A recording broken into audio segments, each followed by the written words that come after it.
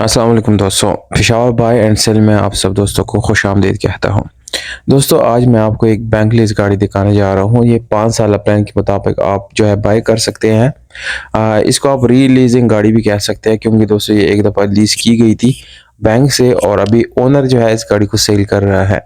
Toyota जे Corolla 2020 model की गाड़ी है। पंजाब जो है यानी ये रजिस्ट्रेशन है पिंडी की।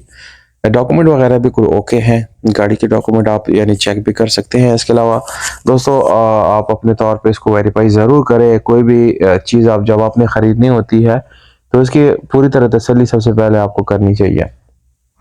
दोस्तों ये 5 साल प्लान है जिसमें आप लोगों को 50,000 रुपये जो है ये पर मंथ अदा करने पड़ेंगे।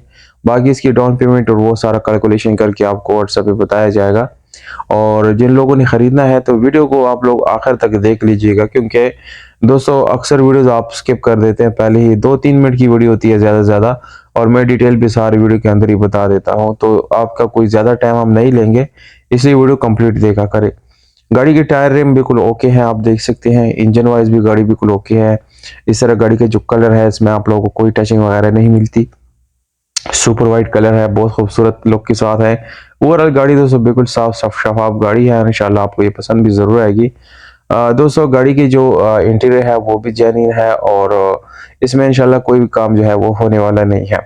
बाकी डिटेल मैंने आप लोगों को बता दी। ये लीज़ के हिसाब से आप लोग बाय कर सकते हैं।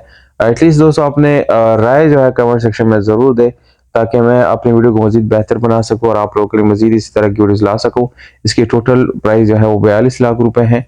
बोरीवाला पंजाब में खड़ी है। राब्ता नंबर मैंने डिस्क्रिप्शन के अंदर लिख दिया है। जिन लोगों ने लेना है वो डिस्क्रिप्शन से नोट कर सकते हैं। और दोस्तों जैसे ही गाड़ी सेल होती है नंबर हम वहाँ से रिमूव कर देते हैं। कमेंट सेक्शन में हम किसी को भी अपना नंबर नहीं देते, डायरेक्टली डिस्क्रिप्शन के अंदर ही मौजूद होता है। बहुत शुक्रिया दोस्तों, अपना बहुत सारा ख्याल रखिएगा। वस्सलाम।